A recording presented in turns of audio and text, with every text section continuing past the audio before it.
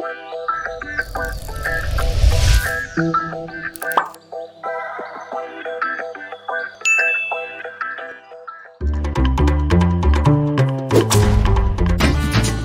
is the new normal of traveling.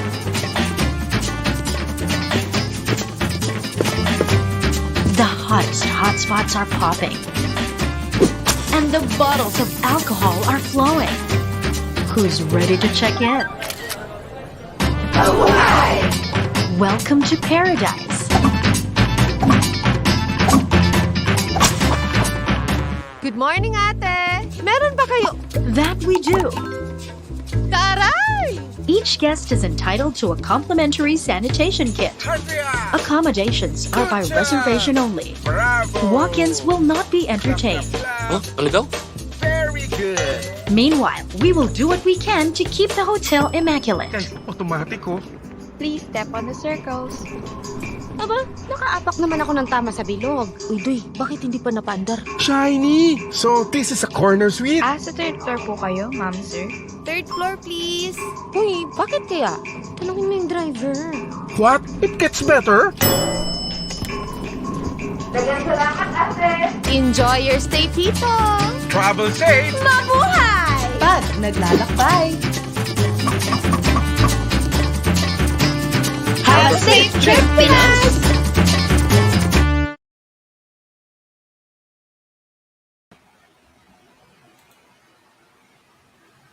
Hello everyone. So again, it's Tourism Friday. So this is Solas again, and thank you for visiting us and liking the page. So again, this episode is available in YouTube and in Facebook, and also featured in podcasts. So this is available in iTunes and Spotify, and also supported by Experience Travel and Living. So right now, we're going to be having again a guest who handles a lot of properties. So that's all over the regions. So particularly, she is the Director of Revenue of Management and Marketing for Rixaco Asia Hospitality Corp. And she's also handling consultancy jobs for the Palladium and also for properties. Palladium is in Coron. So we're going to be having and we're going to be talking more about her property. And she also has Acuaverde in Batangas. So this is something that we're going to be looking forward because like now we're, according to the Department of Tourism, there will be more easing of transactions and uniformity of travel requirements. So this is one of the things that we wanted and to look forward to since we're approaching summer na, di ba? So again, without further ado, I would like to call our special guest, Miss Issa. Hi, Miss Issa. Good afternoon. Hello, everyone. How are you? Hope everyone is safe. Oh, definitely. We're still kumbaga in our own homes for like ilan na ba? Nako, nagtapos na ang 1 year natin, Miss Issa, remember? Kasi it was announced like end of February. Diba? March 1. March 1 na yan mismo. Tapos, do you still recall, Miss Issa, how was it when it was announced that there's gonna be like a lockdown? Of course, initially there was enjoyment. We will be home with the kids. We don't have to wear makeup, dress up, going to work. But after maybe 3 months, it was a different scenario then. Oo, no? Especially pag uy, parang ang tagal na. So, kasi we thought it's like just only a couple of weeks lang, di ba, Miss Issa? Maximum. We were estimating maximum 6 months. Oo, di ba? Grabe. We were saying maybe June, we will be back in the office, or maybe August at the most. But... pakiramdam nyo? Parang, uy, tumatagal na. Well, mixed emotions. I'm really glad that I don't have to wake up so early to travel to work, and that I don't need to put on my heels and walk on it for the whole day. But I miss seeing my colleagues, having discussions on table face to face, taking a break, having my coffee at Starbucks. Nag, nag-add ako ng Starbucks. Hello, sponsorship please. But yeah, that kind of stuff. So it's mixed really. There are things I appreciate and there are things I miss. Yes. Okay, since you started with that, ano ba yung mga na-miss mo? Isa sa mga na-miss mo. Nami-miss ko, Aside from the nami-miss colleagues. ko yung, except for the colleagues and Starbucks. Well, I miss the truth. I'm a traveler, so I miss traveling really. On the weekends when we make last-minute plans and say, "Hey, let's go up to Baguio or let's go to Batangas." Can't do that anymore. Oo nga, no? I miss those. Exactly. And actually, we're really looking forward to probably like travel again. And then, syempre, the Department of Tourism and the IATF are now suggesting travel bubble. But of course, sabi nga natin, it may be the new normal, it's the new thing. Kasi naman tayo, syempre, we have to follow, we have protocols yan. Ma'am, for example, in this properties that I mentioned, kasi you are managing most of the hotels in the Go Hotels in Quezon City, right? And then you have the Palladium Sorry, we have 2 in Quezon City and we have 1 in Airport and Ermita. 1 in Ermita. Okay. And then you have, those hotels in Manila are basically, sabi mo nga kanina earlier, are quarantine hotels. Yes, they're quarantine facilities. We've joined the Oplan Kalinga program. I don't know if you're familiar with that. It's a program where hotels are used for asymptomatic COVID patients because our hotels cannot accommodate them anymore. So they were housed in selected hotels in Metro Manila, and one of our hotel is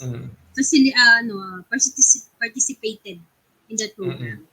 While the other hotels were used by returning OFWs under the program. True. And, Ma'am, you have the Palladium in Coron. Yes. The Palladium decided to close. It closed. It did not participate in the program. Well, Palladium only have 36 rooms, so we're quite small. But since you've mentioned this is Coron, and like a couple of weeks ago, I have also another Coron property, and you're part of the Choose Coron. Yes, okay. We are. So, and I hope the viewers kasi can still recall, I think that's Traveloco and then .com, tapos / yun, hanapin yung Coron properties. We're coming up with an online sale. The date, I don't know what was discussed by Coron, but our date is we will have an online sale of all top, or if not all, resorts and hotels in Coron City on April 16. Ayun, good. So, it's still early pa naman, March pa. Actually, wala pa akong dates din nun. Pero binigyan ako ng video about the Choose Coron as well. So, I mean, of course, di ba, Miss Issa, Palawan is like one of the best beach destinations in the world, and everybody's like looking forward. Even the tourists. I mean, the tourists are really like looking at it. We've been cooped up for a year. Coron offers us a lot of adventures, safe adventures. There's a lot of islands, so social distancing is going to be very viable for all guests, kahit na marami. It's easier to manage, the restriction of DOT if you're in an island. True. Tsaka syempre nasa open space, and then there's beach. I'm sure naman when you're swimming, nobody likes like kapit-kapit. Yes, the more space, and then as I've mentioned, very diverse activities that can be done in Coron. Actually nga, I've been looking into YouTube, and there's like a lot of countries right now are accommodating yung mga digital nomads na they're working, diba? I'm not yet sure if we are doing the same thing now. Kasi parang international tourists are still, kumbaga, diba? Hindi pa sila ganun ka na-accept dito, diba? Kasi because of the... No, we're not allowed to accept any foreign leisure guests, international leisure guests. Although local leisure travel is already being encouraged by DOT. And the LGUs are preparing to accept local travelers. Exactly. Kaya nga, this is the best time, no? Kasi parang travel local, buy local, and at the same time, for the Filipinos to really optimize. Kasi, I mean, how can you not visit Coron, di ba? lalo na kung ganyan naman pala ka-organize yung ginagawa ng ating mga LGUs. Kasi I've seen, parang, I think this is the best time to really like experience all of our destinations, particularly Coron. Make a bucket list of all the Philippine destinations. Not just Coron, not just Boracay. Of course, everyone wants to go to Boracay, but I highly encourage your listeners and your followers to make a list of all the places that we can visit in the Philippines. Sabi ko, whenever I put something sa social media ko, I always say, Pinas muna. We have to love our country first. Oo. True. Actually, that's why I wanted to extend, syempre, other greetings to our friends from the HSMA, si Mother, syempre, mga Christina Margareta, tapos, syempre, our friends from the PTA, si Sir Richie Tuanyo, sila Jojo Clemente, kasi they've been very busy. Actually, for the past few months, lobbying, lalo na yung mga for the tourism sector. Pero let's go back to your property. Oo, di ba? Let's go back to your property. Ma'am, you mentioned also, how about Batangas, your Acuaverde? Yes, Acuaverde actually has a sister company, sister resort called Aquatico also in Batangas. Both are owned by a very close friend of mine. So I help them out every now and then. They're now open. They were allowed to open. Oh, actually, Batangas resorts were allowed to open in November, and then they were asked to close again, and then they're open again. So, Batangas, Batangas and Tagaytay has been getting a lot of our weekend markets. Manila weekend markets. Kasi yun yung pwedeng puntahan, di ba? It's easy to go there. Although stringent talaga ang requirements ng mga properties. When it comes, there has to be a swab, meron medical certificate. Tagaytay lang yata ang hindi masyadong strict sa requirements. But Batangas and farther down, medyo strict sila.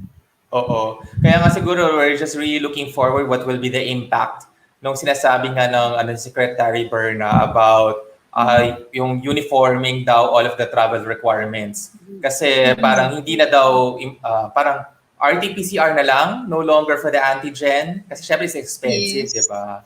So, tapos ngayon, number of nights pa. So anyway, I guess all of this, sabi ko nga, what I always tell all of my viewers and friends as well, if you wanted to go for a vacation, always book directly to the hotel property. Tapos most likely, may maghahanap na. Pag alam nyo na, pag may go hotel sa Acuaverde, Palladium, hanapin nyo agad si Miss Maria. Isa na lang, haba no? Pero si Issa na lang, yes please. Si Issa na lang. Mouthful yung pangalan ko. But it's like everything. Kasi iba pa rin, di ba, Miss Issa, when you have a personality. Tulad yan, you're mentioning about that particular favorite natin na coffee brand. Syempre. Kasi there's about personalization, di ba? So just imagine if you're also like visiting a particular hotel and a property, tapos they would be mentioning, hello there, Miss Issa. Pagpasok ko pa lang sa lobby, no? Sabi ko nga to my viewers, iba na trend. I mean, this is not new, particularly to the hospitality industry, di ba? Yes, it's not. But I guess what's really good with our local market is that sabi mo nga sometimes matigas ang ulo. Sinabihan ng wag, but they still find ways, to enjoy themselves. Filipinos are naturally joyful, happy, fun-loving fun talaga. people. Yeah, fun-loving. So they just find way to have fun, despite the restrictions, which is good for us. Hopefully, it will help us recover from this pandemic earlier than expected. Yes. Kaya nga, I know that some people are now discussing about vaccination, whatever brand you may be preferring, or probably, I let the Department of Health, kasi they're doing also, Miss Issa, a campaign for, information dissemination and boosting the confidence of people about vaccination. Kasi meron mga priority level yan, di ba? Yung mga high risk, mga seniors natin, frontliners. I understand. Pero kasi in the global perspective, sabi nga nila, the CDC, yung mismong sa abroad, they're saying, para for the economy daw to do better and to fight COVID-19, it's like at least 70 to 75% of the total population should get vaccination. True. And I agree. Yeah. I agree also. There are a lot of feedback about how pricey the vaccinations are, but I think it's important for everyone to get vaccinated, of course. Regardless of all the hesitations or the uncertainties and questions they have, we need to get vaccinated. I agree with that. Okay. So anyway, tulad niyan, Miss Isa, you're having a lot of properties. You're in terms of revenue. Does it differ when you approach? I mean, kasi syempre you're doing the pricing, the strategy as well. Para maintindihan din ng mga tao kasi sometimes it's like, oo, paano ba yon? Ba't ba ganun sa'yo? Ba't ibang hotel property ang mahal-mahal? Iba naman dito parang simple lang, ganon. No, it was in the recent years pre-pandemic. We had flexible rate practices in place already for most of the hotel. Meaning, dati kasi 10 years ago, people would expect one rate. When you go online, we don't have online then. Well, limited. Pero when you go to buy something, there's only one rate. You buy it. There's only a peak season rate and lean season rate. Pag maulan, mura ang destination. True. Pag mainit, mahal siya. Pero ngayon kasi revenue management is the practice where you base your rate depending on the demand of the market. So, pag maraming demand, mahal ang hotels. Pag walang demand, mura yung hotels. So, yun yung nutshell concept ng revenue management based on demand. So kasi 'di ba merong seasons 'yan. For example, tulad niya, meron kang city hotels, meron kang destination hotels, 'di ba? Siyempre pag mga New Year's countdown, mga Christmas, mga declared long holidays, expect really the rates really skyrocketing, 'di ba? Pero pag lean season, siyempre yan yung parang mas okay yung mga sale na yan, no? Pero that's very curious now these days kasi lalo na because of the effects of the pandemic. And it seems that a lot of people right now, yun nga, katulad din, I watched in YouTube earlier, parang sabi ko, uso yung mga digital nomads. So instead of working from home, they take a vacation or working in a particular location, diba? Basta may wifi, tapos... you can work anywhere. Nowadays, you can work anywhere. I have my meetings while in a car. Sometimes while there's a party or there's a gathering, kumakain yung friends ko, some family visits us. Kakainan sila pero nagmi-meeting ako sa kwarto. Or nasa patio ako nagmi-meeting, So, but I think it's really challenging to play so many roles. I'm a mom, so diba, I have to cook for my children, clean the house. I can't get away from it kasi I'm at home. I have to do all those things while doing my work. That's very interesting. But going back to your questions, about the rates and everything, yes, there's a season. But during the pandemic period, as mentioned, I was telling you before pandemic, meron tayong flexible rates. During the pandemic, we went back to having static rates. Not just static rates. We gave out humanitarian rates. Wow, humanitarian. Yes. So meaning, because all our guests were OFWs that had to come home sometimes. No savings. Some of them didn't have savings. Most of them lost their job because of the pandemic. So the DOT and the DOH actually brokered that all hotels provide humanitarian rate. And of course, we can't expect naman. I mean, we support the concept of humanitarian, and it was wholeheartedly provided by the hotels, my hotels, two hotels, humanitarian rates. Our airport property sells about 3,000 on kasi because of its location and the demand for airport is really high kasi it's near the airport. Convenience is very expensive nowadays. Oo. It was selling before pandemic 3,000. I'm selling it now at 1,516 to Wow. the W's. Oo. So Pero kasi even again, take note sa mga yung mga viewers natin, you could only avail of the hotels na she mentioned, yung mga 1.5 na hindi yung staycation. Those are quarantine hotels. So, yes, you these can, are quarantine hotels. No, these are just to oo. be clear about that. But there are staycation hotels, of course, Oo. that are also not as selling as high. I mean, Oo. If I'm not mistaken, no, like the likes of Marriott's are selling at half of the rate, at Mm. 7,000. Our usual rate is at 12, Mm. 10,000. True. Mhm. And actually, ako mas nag-i-interested lalo, Miss Isa, di ba, yung destination hotels.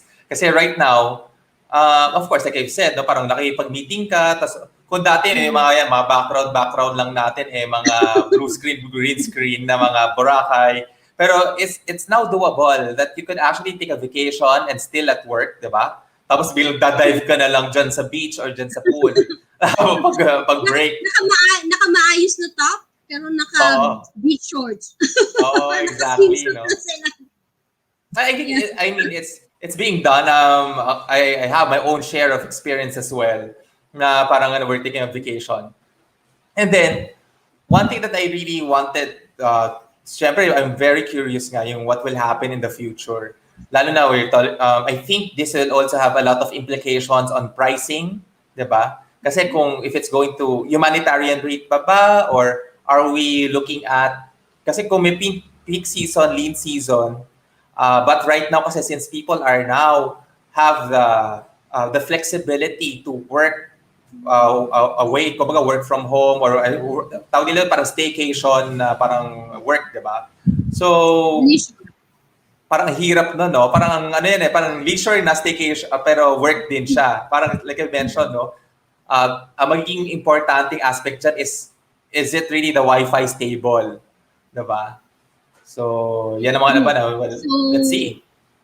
I think in terms of the rates that you were mentioning, we don't expect the rates to be as high as before the pandemic, but maybe not as low as the humanitarian rates. So True. mid range. Oo. And Tsaka, the hoteliers are considering also the additional cost that will be required for the travelers. Cost of the test, oo. and then the airlines also. Unlike hotels, I think airline has less leeway when it comes to rates. So, hindi nila kaya talagang bagsak presyo as compared to us. And for this regional destination, that is a consideration. That is a big consideration. So, saka curious ako, no, Miss Isa, paano nga you mentioned earlier, paano yung mga buffet natin, diba? Tapos sa mga, Bawal. paano ba to, yung mga occasions na kuwari, anniversary, diba? Mga Pilipino pa naman, mahilig pa sinabi mong wedding, talagang extended family. Kahit saan. Diba? There's always a reason to get together. Oo, tatalawin ka pa niya, gano'ng kalaki ang ang function room mo. Kasi syempre, Filipinos Right pa, now, 100. Right now, the HSMA has been lobbying for approval to allow 100% meeting venue for a higher density. Kasi 30% yata yung the last time that I seem to remember 30% lang yung allowed for meetings. Let's say the venue can accommodate 100, only 30 people max. Kaya nga They're currently in discussion yata with DOT, and I think just last week there was an approval to increase the occupancy of the venues. Oo. True. So most likely, I think they're still looking at 50% for that. Diba? Pero I mean, even 50%, it's like, the operational cost, diba? Grabe. Mahal. Kaya parang, medyo, pero I was told, just recently we went to a buffet lunch in Mega Mall because it was my brother's birthday. And what I noticed was konti yung variance, Oo. yung choices of food, yung cuts of food, parang konti. But the price was the same. Parang Oo gano'n. nga. Siguro, True. yun, I don't know if you've gone to one, pero that's what I noticed. Oo. Medyo konti na yung choices of food. Tapos, Oo. all the tables were filled out. Lahat ng Mm. table were filled out. And yun nga lang, the hotels are also learning to manage the buffet. Hindi na siya buffet. One hotel here in Quezon City, we had the Valentine lunch, the buffet lunch. You have to order. You have to approach someone. Parang buffet pa lang siya. The choices are there, but you have to go to someone and tell them, these are the foods. So, hindi ka na pipila kukuha. Parang gano'n. Oo. So, Parang dadalhin na nila sa'yo. oo. The hotels are learning how to manage buffet. Yes. Actually, there are a lot of talaga scenarios that might happen, di ba, Miss Isa? So, kasi meron mga choices talagang ganyan. Ako kasi, I never tried dining out yet. Kasi, just because of the... talagang kaya ako, I live here in Bulacan. So, ang ginagawa ko talaga, I just contact some of my restaurateurs and then, they bring, nagpapa-deliver na lang. Sana all. Pero kasi parang nakakaano din, syempre you miss the ambience, di ba? Alam mo naman, ma'am, di ba? Ako nga sabi ko noon, kung kayo ba This February. February. This was the first time I went out also. First time yun. This February lang. Kasi kayo, ang favorite mo yung yung coffee brand na yan, coffee. Yung malapit lang dyan. Yung nalalakad ko lang. Pero kasi ako, trip ko noon talaga, I just really go to the hotel lobby. Kasi ito diba, ma'am, para feeling ko kasi, yung price kasi lang coffee, similar lang din sa hotel eh. And then I enjoy pa the lobby experience. Like, wow. Feeling young lang kasi ako pag nandun ako. Kasi puro bata. Baliktad tayo. Ako kasi parang, hindi naman pero parang I really enjoyed the hotel lobbies more. Sabi ko if I'll be paying the same amount, sabi ko, mas feeling ko, mas ako sa hotel. Oo, parang mas malakas pa internet. Ganyan. Lalo na nag-stricto kasi nag-stricto kasi di ba may mga coffee shops. So, unlike sa hotel kasi before free sa coffee shop, di ba? Free wifi. Ngayon wala na. You have to bring your own wifi. Kaya nga kaya sabi ko, simula nung nangyari yan, that's why sabi ko, iba talaga pag hotel lobby. Ganyan. So, anyway. Siguro nagsawa na ako sa hotel lobby. Kaya sabi ko, those are the things. And isa nga doon sa mga na-appreciate ko yung mga kaibigan. And I really miss yung mga chef natin, di ba? So, isa din sila kasi yung, di ba ma'am, pag nasa hotel ka kasi, yung pagkain mo, ikaw yung, parang I call it taster. Di ba? Taster ng menu. May food tasting every month. True. Pag may bagong menu, all the managers are invited for a food tasting. Yeah. Kaya nga sabi ko, yun ang maganda, no? So anyway, ma'am, you mentioned earlier na you are staying at home, you have 2 daughters who are also like studying and they're doing online. So what's the feedback of their online classes? My second born is studying fashion clothing tech in UP Diliman. So ang test nila time. So nagdi-design siya, nagka-cut ng patterns, naka-video. For my younger daughter, I think she's enjoying it because there's a different kind of challenge presented by doing that.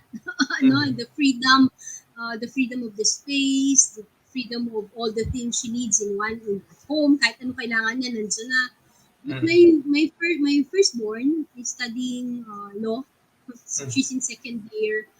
Medyo hindi niya nai-enjoy ang online. She prefers face-to-face discussion with her prof, especially law. Diba? Oo, lalo na I could siguro probably she's very much into what's on the trending topics, 'di ba? Lalo na these days. Yes. If you I follow go, her, very, very vocal siya about her opinions. but as a parent, of course, and you know what's really happening right now with online. Do you advise her that sometimes, you try to be more careful? You try to be. What's your I advice? tell, I tell her that people thinks differently. No, Mm-mm. may mga iba-ibang pinanggagalingan yung mga tao. You Mm-mm. cannot immediately judge a person by what she says. You Mm-mm. have to understand why she's saying that. Nako, So, maraming ganyan. Alalim yan. so siya, I tell her, don't immediately say something, react, but if you, sorry, we're all from UP. I'm a graduate of UP. My Nako, daughters are graduates of UP. So, I could just very imagine. opinionated, very opinionated kami. Sinasabi Oo. ko sa kanila na, kasi when I hear them discuss with each other things, mga nangyayari sa gobyerno and Oo. everything. Minsan natatakot ako at buti na lang nasa bahay lang kami. And I tell them, you have to temper your opinions kasi you have to respect the other people also. Oo. Especially, di ba, may age, hindi naman, but iba na yung age, ang henerasyon ko sa Generation. henerasyon niya, magkaiba na. Sabi ko, hindi dahil magkaiba tayo ng henerasyon at ito na yung norm ngayon, mali na kami. Yung henerasyon namin noon. So, that's how I explain it to them. It's very important to fully understand where a person is coming from before we judge her or him or anyone. Exactly. Kasi especially you're from the tourism industry and hospitality, di ba, Miss Issa? And often than not, we really encounter a lot of guests. Siyempre, ibang kultura, iba yung ang kanilang pinanggalingan, di ba? So, meron talaga kanyang ibang reaksyon. We have some foreign guests na stranded sa resort, sa hotels, on the onset of pandemic. And sila, there were foreign guests looking at it as a nuisance. Parang they don't understand, nung time na yun, they don't understand yung restrictions that were being imposed by the government. Parang, well, of course, they're not there now, but so we don't know how they feel. Pero, iba, you'll be surprised kung iba yung tingin nila. True. Exactly. And I could really relate with that particular situation, di ba? And tulad yan, Miss Issa, pag klase ba nila, pumapasok ka rin? Or, I mean, these are college students na, no? They have parang small notes on their room door. Do not disturb. Okay. Bawal kang pumasok. Yes. Bawal. And then, we're living in a small place naman. So, minsan I'm washing dishes or something. Maririnig, maingay daw ako. Yeah, exactly. I understand. Tapos, yung mga ganyang sitwasyon, kasi at least in your case, your daughters are already, let's just say, in a mature, kasi tertiary na, they're on the college. Unlike kasi if they were still like having toddlers, diba? Makasal ko ba kami? I think it's easier for me because they have their, I really don't have to watch out for them all the time. During meal times lang. Kasi nagiging monster ang anak ko pag nagugutom. So, yun yung mga bagay na you also like sharing with us. Kasi syempre, when you're at home, so you're doing the cooking, you're doing mas naging domesticated ka ba during this particular lockdown or quarantine? I don't wanna, but I don't know how to cook. My family came from Naga. My dad is the cook. They both passed away. But my brothers learned to cook. I never did. Promise. And burn eggs. But I had to learn how to do that during the pandemic. Kasi my daughters, whenever I prepare something, level up ka na Nag-level up na daw ako. Because I used to cook adobo lang. Ang go-to adobo is so easy to cook. You always have adobo. Yung napapansin ko, nagsasawa na sila, so I had to learn something else. Learn how to cook. They learn how to cook. The good thing is, my youngest daughter, who also did not know how to cook, learned with me. So, dalawa na kami nagluluto ngayon. Wow. Ay, kasi di ba sa food tech siya? So most likely, Floating tech. floating tech. Ah, okay. Clothing Fashion. pala, kala ko food. Floating tech, fashion designing. Yeah, understand. Okay, yeah. Siyempre, lalo na ngayon. Nako, siyempre, ano yan, meron ka bang meron inspiration ba siya, lalo na sa paggawa ng mga face mask, yung mga PPE? Well, she's into clothes talaga eh. She Or retail talaga, fashion? gumagawa ng... True. Kasi I understand, kasi some of our fashion designer friends, they also came up with, di ba, yung mga functional na mga PPEs. Di ba yung mga... Pero parang hindi ko naman kayang isuot yung masyadong may mga ronoy. Parang feeling ko nakatingin ng mga tao palagi doon sa mask. Para daw yun sa at least wala ng lipstick kasi, di ba? So, yun na yun. Ano lang siguro sa atin, what did not really take off was PPEs, no? Kasi mainit dito sa atin eh. So, parang mahirap ng PPE. Paglalabas, I had some colleagues na I saw going to the hotel using the PPE, pero parang hindi ko yata kaya mag-PPE, ma'am. Oo. Well, definitely by summer, mahirap, Miss Isa. Pero I'm sure when the rainy season is in, diba? So I'm sure it's... Parang kapote. Oo. So, I mean, anyway, kasi it's really about being cautious as well. So, aside from cooking, that's something that you learned. What about something that's good that is a result of, of this pandemic? I had a lot more conversation with my children. So, kasi I work a lot. Being in the hotel industry and I have sidelines. So I didn't really have much time before pandemic. Usually very short. My kids and I are very close. They're very open to me. But we really did not have time to talk, discuss things, But the pandemic allowed me to, okay, malaki na, iba na sila mag-isip sa akin, or lumaki na talaga sila, may iba na sila, hindi ko alam yan. Have you been surprised? Were you surprised that probably I was. they have a different outlook already or opinion?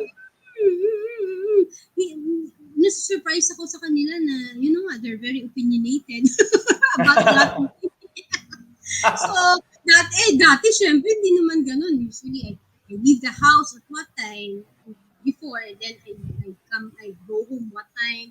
So, walang masyadong stressful kasi alam nila pagod na ako sa work. So, we talk very lightly about things. Pag-uwi ko, ganyan, fun things. But now, syempre, we're here the whole day. We watch the same shows. So, we discuss everything. Oo. You mentioned about shows. Ano ang mga shows na pinapanood mo ngayon, Miss Issa? Well, magkakaiba kaming tatlo. Okay. You'll be surprised. My law, my law student likes children shows, cartoons. Distressor siguro talaga. Oo, very light siya. My youngest likes Korean. Okay. Korean movies. You'll be surprised. You guess, ano ang sa tingin mo gusto ko? Saan ako mahilig? Guess na. Well, guess. You're not going to choose naman, Hindi naman magkaiba doon sa dalawa. Magkaiba that's a clue already. Magkaiba doon sa iba. Ganon. So siguro you're looking at ano ba to? Gusto mo ba yung mga teleserye? Filipino? Cooking. Baka cooking. No. Wow. Action. Action. Sabi mo, mga anak ko, si mama, ang gusto niyang pag-relax yung may mga patayan. So, Local or foreign? foreign. Okay. Actually, the truth, I don't watch so many Tagalog movies kasi iyakin ako. So, nakaka-empathize ako pag nanonood ako ng Tagalog. Pinagtatawanan nila ako, naiyak ka na naman, iyak ka na naman. So, I para see. hindi na, di ba? Resting na nga ako eh. So, hindi ko kailangan internalize yung mga nangyayari. I watch action movies. That's good. Yeah. Actually, that's a very interesting mix as well. Lalo tas magkakaiba kayo. Kasi baka mamaya, baka kaya tinanong ko, baka minsan napapasama ko sa bunso, napapasama ko sa eldest. So, may schedule. Pag ako ang may hawak ng remote, syempre yung gusto ko. So, they go on their laptops and they watch on their own. Pag sila may hawak, I go to my room and watch on my own also sometimes. Pero there are movies we like to watch together. I see. Yung Harry Potter is often watched. Mga 3 times na yata, 4 times, 5 times na namin pinanood yung buong series. Di ba there's 7? So Yeah, 7. Full binge watching kami, full day. Wow, that's nice. So, it's kind of lengthy. The Harry Potter is like almost last 3 hours. Yeah. True. So medyo yun. Ang pag namin banding, we watch Avatar. Of course, definitely. Yun. So that's also something we watch and enjoy together. So we all like it. Wala sa inyo ang mga chick flick.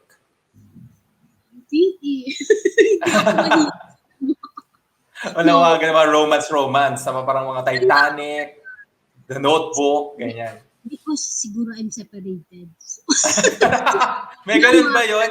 I don't know what I'm missing.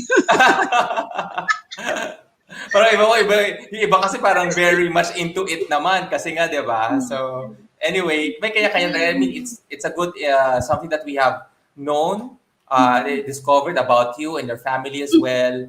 And of course, really has been very fun, Ms. Issa. And again, we appreciate all of the inputs because at the same time, the industry, we've been facing, I mean, it's not just our industry of tourism and hospitality has been affected by the pandemic, but it really goes across. And true. And I think the most important part that you have also mentioned is, syempre, when people are talking about being locked down, so depression, mental health, but being a mom, like you mentioned, now you're having more time discussing with them. You're now capable of understanding how your eldest is now reacting, and then your youngest as well is now, syempre, she's developing. Sabi mo nga, buti nga may time na parang you cook together, di ba? So, I mean, of course, we don't want naman to be more like a false optimism here. But at the same time, we're just, syempre, at the end of the day, it's like we wanted to revive our enthusiasm, diba? Tulad yan, we're looking at the new normal. Also. Exactly.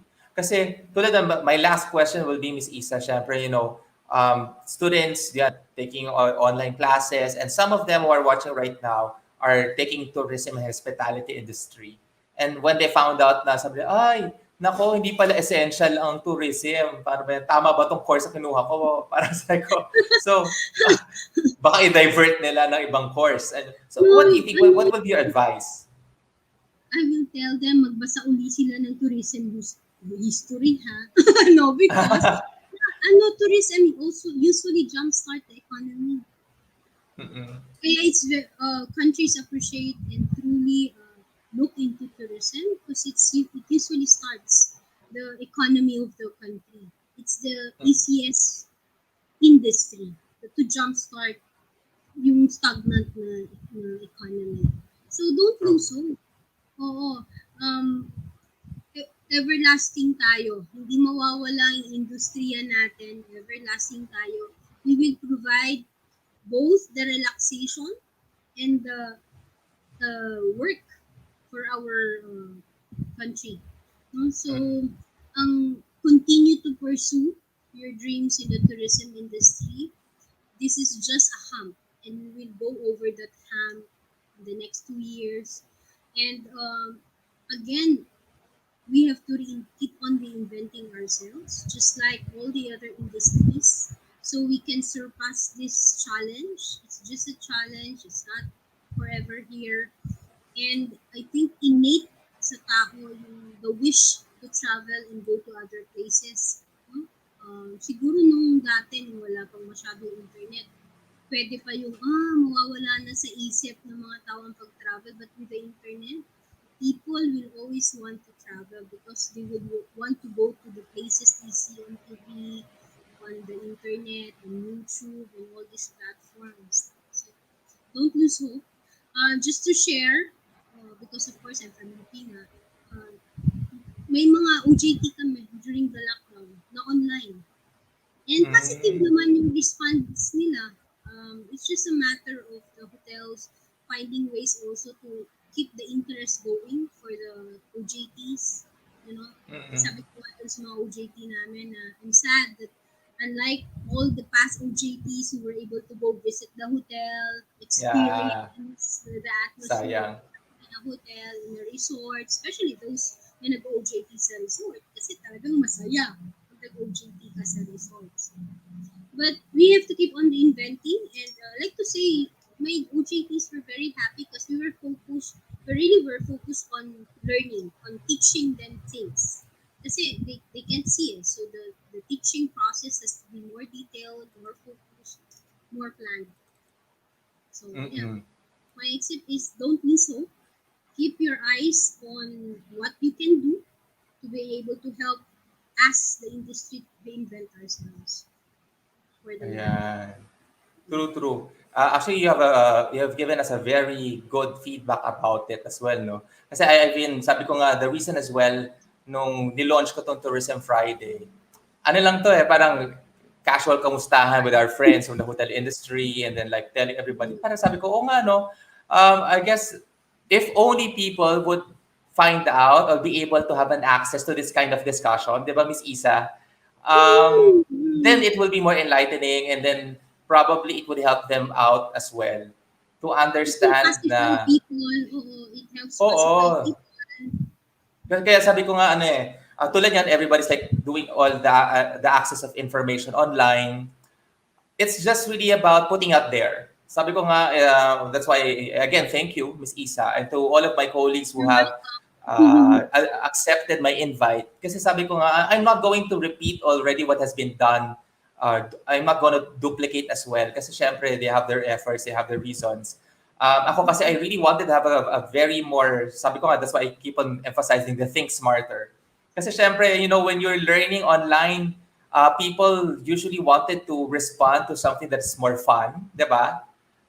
Merong ibang dating. Hindi nakakanto. Oo. Kaya sabi ko, so I have nothing against if they wanted to be very technical about it. Pero at the same time, kasi sabi ko, but it's about time for people to understand. Kasi syempre may maraming mga vloggers din naman na nakikita mo yung mga content nila.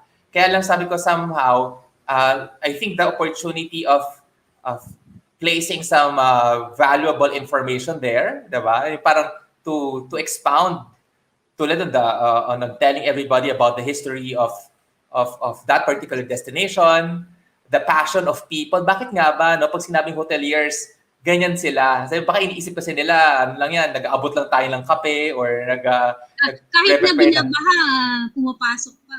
Para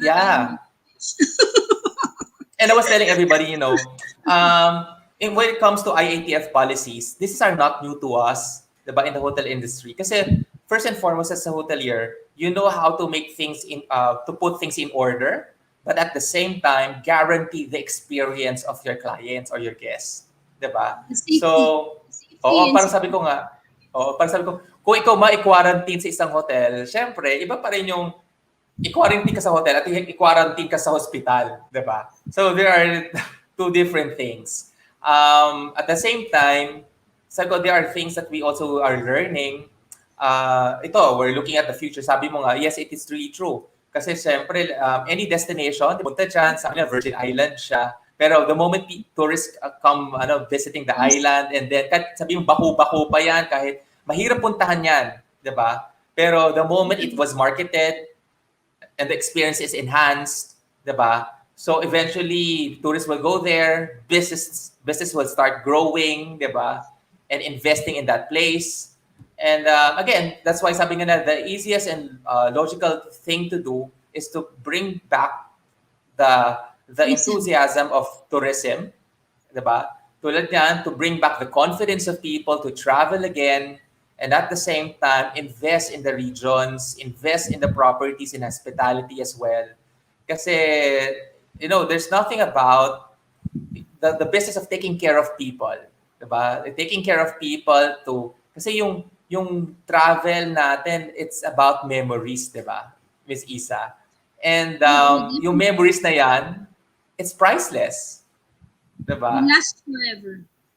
Oo. So, sasabi ng bucket list. So, do it. The travel bubble is just another implementation, or there are certain of policies to syempre to ensure the safety and the health protocols as well, not just of yourself, but also to the communities that you're going to visit. Kasi at the end of the day, kasi you'll still be coming home to your families, diba? And I think that's the most important part. I think yun nga, yung sa sinabi mo, na ang pinakamahalaga talaga natutunan natin ngayon is to become, kung baga sabi nga, to understand really the value of family. Diba? So, again, Miss Issa, thank you so much. For more information talaga, talagang natutuwa ako at nandiyan kayo sa mga taratawag nating seasoned hoteliers. And they can see, my viewers can see exactly why they still need to aspire to become part of the hospitality industry. They see the resilience, but at the same time, there still is a vision of, more than just accommodating, but also to revive the economy. Yeah. Yes, there is. The industry will always be here. We have to work together.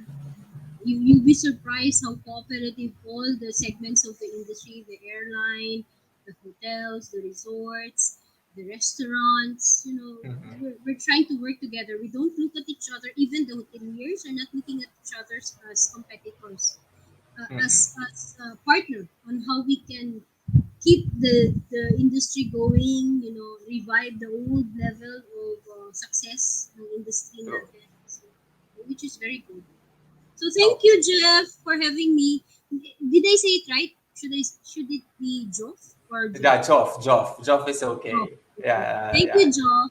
And Thank you again. Talking to you. Thank you as well. Of course, definitely you have a very brilliant mind as well. And at the same time, you have the aura to make people feel really good. Now, we need that kind of optimism these days. So again, thank you, everybody. Again, thank you for joining us for every Tourism Fridays. Make sure to visit the page of Joff Solas in the Facebook page and the YouTube as well. The podcast is available in Spotify and iTunes. And of course, this is also supported by Experience Travel and Living. So again, thank you, everybody. Stay safe and remain healthier.